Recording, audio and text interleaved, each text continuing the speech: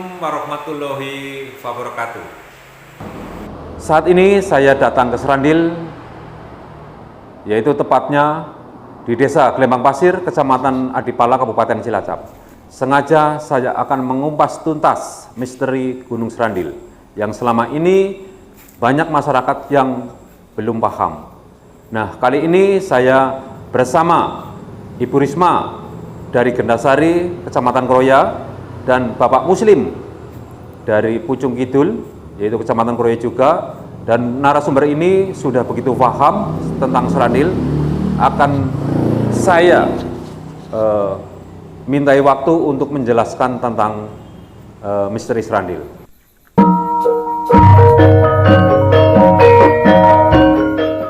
Sang Pamong atau Ponokawan, pendamping kaum kesatria dalam cerita pewayangan Jawa. Menurut sangkit umum pedalangan Jawa, Semar Bodronoyo merupakan penjelmaan dari Sang Hyang Ismoyo, seorang dewa yang ngejowantah turun ke bumi untuk mengemban tugas sebagai seorang pamong kaum kesatria. Sebagai pengingat bila mana para kaum kesatria menemui masalah-masalah yang melampaui kemampuannya, maka dari itu adalah Semar sebagai tokoh kunci di solusi dari konflik-konflik masalah tersebut. Begitu banyak kisah yang dapat diulas dalam cerita pewayangan Jawa. Mari kita ikuti bersama apa isinya misteri Gunung Serandil. Dan ini akan dijelaskan mendetil ya tentang asal-usul Semar dan perjanjian Semar. Oke, mari kita ikuti bersama. Wassalamualaikum warahmatullahi wabarakatuh. Sampai jumpa di video selanjutnya. Terima kasih. Gunung Serandil adalah sebuah tempat yang ada di wilayah Desa Gelembang Pasir, Kecamatan Adipala, Kabupaten Cilacap, Jawa Tengah. Tempat ini hanya sebuah bukit kecil yang banyak ditumbuhi pohon-pohon besar, yang lokasinya ada di pinggir pesisir pantai Laut Selatan. Tempat ini tidak terlalu jauh dari pusat kota Cilacap. Jaraknya kurang lebih hanya 30-an kilometer saja. Gunung Serandil ini sangat terkenal di masyarakat Kabupaten Cilacap khususnya sebagai sebuah tempat yang sangat sakral. Karena di kawasan Gunung Serandil ini terdapat banyak sekali petilasan maupun makam-makam para leluhur yang sangat dihormati dan yang dipercaya bisa mendatangkan berkah. Juga banyak yang percaya bila berdoa di salah satu petilasan atau makam yang ada di tempat ini dapat mengabulkan segala sesuatu yang diinginkan. Sehingga setiap harinya selalu ada saja orang-orang yang datang ke tempat ini, baik hanya untuk sekedar berziarah. Dan tidak sedikit orang-orang yang datang ke tempat ini punya tujuan lainnya. Di antaranya adalah mencari pesugihan. Beberapa tempat petilasan atau makam-makam para leluhur yang ada di kawasan Gunung Serandil ini, di antaranya adalah makam Eyang Sukmo Sejati, makam Gusti Agung Murohidi, Nini Dewi Tanjung Sekarsari, Eyang Semar atau Kaki Tunggul Sabdo Jatidayo Amungrogo, petilasan Juragan Dampu Awang, petilasan Eyang Langlang Buwana, dan petilasan Eyang Mayangkoro atau Hanuman.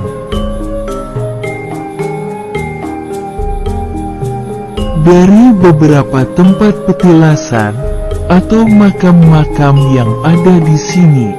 Kebanyakan orang-orang lebih suka berdoa atau melakukan ritual apapun di petilasan Eyang Semar. Karena banyak para peziarah yang meyakini bahwasannya Eyang Semar adalah leluhur utama di Gunung Serandil ini.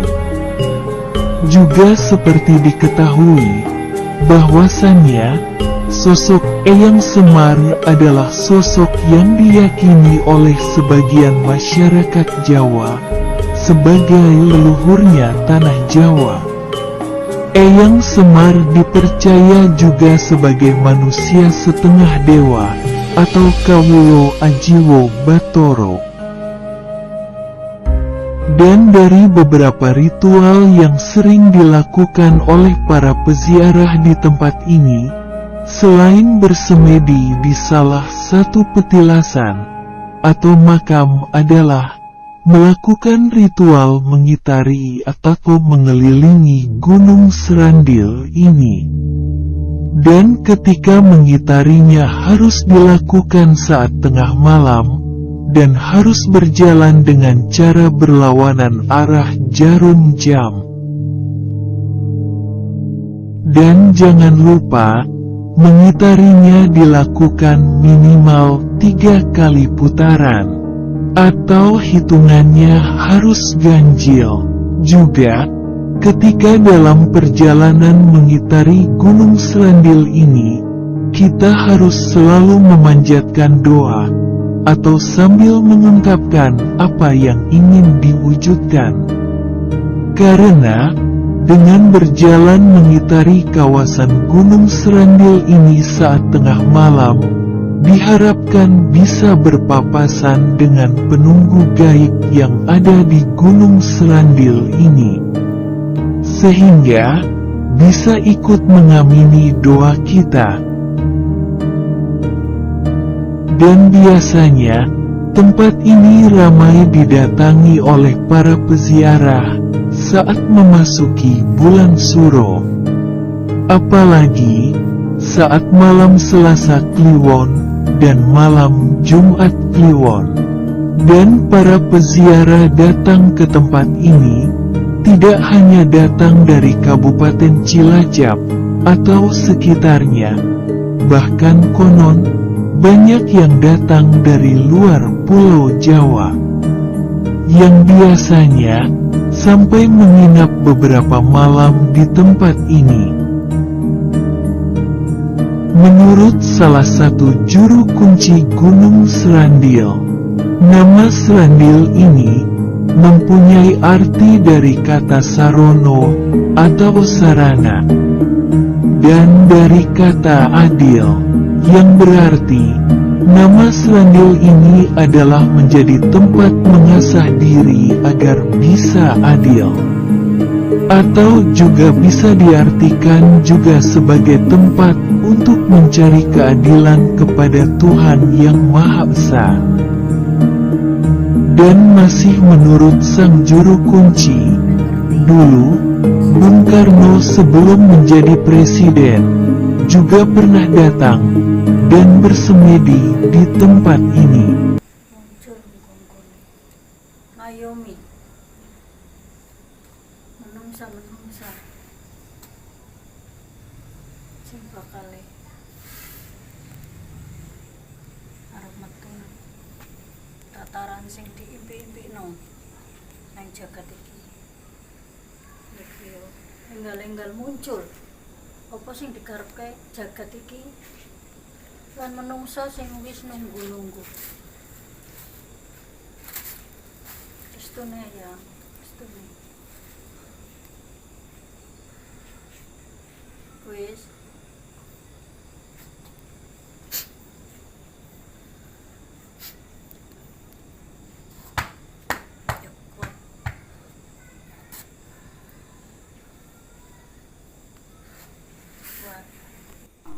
Yang Juragan Dampu Awang yang restunipun Eyang memperkenalkan kepada anak muda yang nggak tahu Eyang, makanya ini Juragan Dampu Awang dulu dari negeri seberang.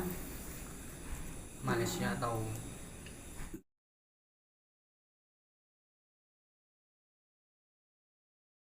Cina juga. Ini dari negeri Cina yang dulunya merantau ke sini. Nah, untuk berjualan, sedikit demi sedikit, dan terus berjualan menjadi juragan. jadi juragan. Nah, makanya dinamakan Juragan Dampu Awang. Nah, makna dari Dampu Awang itu sendiri itu apa, Bu? Sebuah nama karena udah menjadi juragan, makanya ditambahin Juragan Dampu Awang kayak gitu. Nah, untuk kalau misalnya orang yang kesini di Baratna nyuwun doa restunya kepada Eyang, makanya orang-orang yang berjualan Untuk meraih kesuksesan. Nah, untuk bisnis, untuk meraih kesuksesan seperti Eyang Dampu Awang kayak gitu. Dan ini tuh di sini tuh banyak sajen, itu gunanya untuk apa, Bu? Kita sih ini bukan sajen ya. Ini di Baratna, apa yang kita minta di Baratna, kita memberi sedikit rezeki untuk kita, karena kita mau minta di Baratna pertama kepada yang kuasa. Nah, ini Eyang itu untuk lantaran. Makanya apa yang di Baratna kita di hati kepenginnya naruh bunga biar itu jualannya itu berkembang. Nah, terus di Baratna air degan. Nah, itu agar nyampe kepada tujuan, bukan di Baratna sesaji. Nah, bukan sesaji untuk Eyang Dampu Awang untuk ini bunga biar berkembang apa yang menjadi di Baratna impian kita. Nah, kalau kita ikhlas, kalau kita di Baratna ikhlas untuk itu, nah kita kan mau meminta. Nah, itu sebagai pelantara, bukan sesaji kayak gitu. Maksud. Nah, kadang-kadang orang kan salah tafsir, salah persepsi karena ini sesaji di Baratna ini musyrik kayak gitu. Enggak, ini kan di Baratna bunga itu dari Yang Maha Kuasa. Nah, pewangian yang asli. Kalau misalnya di Baratna semprotan itu yang wangi-wangi itu kan udah dibikin dari manusia. Nah, kalau ini bunga untuk berkembang. Nah, ataupun pikiran berkembang, ataupun hati berkembang, ataupun di Baratna kita jualan berkembang. Nah, menjadi makanya di Baratna Eyang Dampu Awang adalah perkembangan yang luar biasa di negeri Indonesia ini karena dia orang Cina. Nah, berusaha di sini terus jadi, makanya ini petilasannya Eyang Dampu Awang. Cukup. Nah, salam rahayu Eyang, matur nuwun Mbak Sugeng. Salam. Kenapa nggak bisa? Karena belum plong pikirannya ya. Belum, masih kepikiran sesuatu nih. Ini tuh asal usulnya tuh gimana, Bu? Eyang Semar ini. Ini tuh asal usulnya gimana, Bu? Eyang Semar dulunya itu gimana? Asal usulnya itu gimana? Sekarang saya melempar ke Bapak. Silakan Pak, terangkan Pak. Asal usul Eyang Semar. Jadi kalau Eyang Semar itu kan kita belajar dari sejarah dulu dari Adam Hawa ya. Dulu adanya Adam dan Hawa, itu Hawa minta kepada Tuhan yang Maha Esa, yang Maha Kuasa, akhirnya keluarlah telur. Nah, telur sama si Hawa itu dilempar karena nggak terima, nggak di tanah, dipancak sama istilahnya makhluk lain. Terus oleh makhluk lain ini dimintakan kepada yang kuasa supaya kita jadi manusia. Ya, setelah jadi manusia akhirnya timbul dari 3 Semar. Yang cangkang itu dari Togok, Tejo Mantri. Terus putih-putihnya itu dari Semar, yang Ismoyo. Terus kuning-kuningnya itu dari Bedol Guru, Manikmoyo. Nah, itu posisinya Togog itu di Eropa, Semar itu di tanah Jawa atau Nusantara, Bathara Guru itu di Bermuda. Jadi istilahnya Semar itu dulu-dulunya itu suruh ngomong tanah Jawa Nusantara. Kenapa kok harus Eyang Semar yang jadi pamomong tanah Jawa itu, kenapa? Nah, kata-kata Semar itu sebenarnya kata-kata Sanepo. Jadi Sanepo itu samar, nggak kelihatan, bukan laki-laki, bukan perempuan. Semar sama sampai sekarang itu di pewayangan, dalam wayang itu kan Semar itu sebagai pamomong Pandowo. Tidak punya anak 3, ada Petruk, ada Nologareng, ada Jarubawar atau Bagong. Itu anak juga anak ciptaan semua, bukan anak Semar, istilahnya sebagai simbol pamomong tanah Jawa. Jadi siapapun raja yang dipomong Semar itulah adalah raja yang adil, sebagaimana di dalam wayang kulit itu pamomong.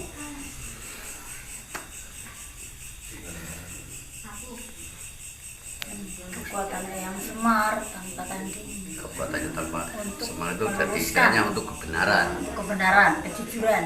Nah, siapa yang jujur pasti diayomi. Tapi yang nggak baik Yang nggak nggak baik, diayomi. nah, Jadi dewa pun kalau salah sama Semar juga kalah gitu. karena sekarang udah titi wancinya Eyang Semar mengambil apa yang dulu perjanjian dari Eyang Semar, sekarang udah mulai diambil kembali. Nah Ibu, apa sih isi perjanjian dari Eyang Semar?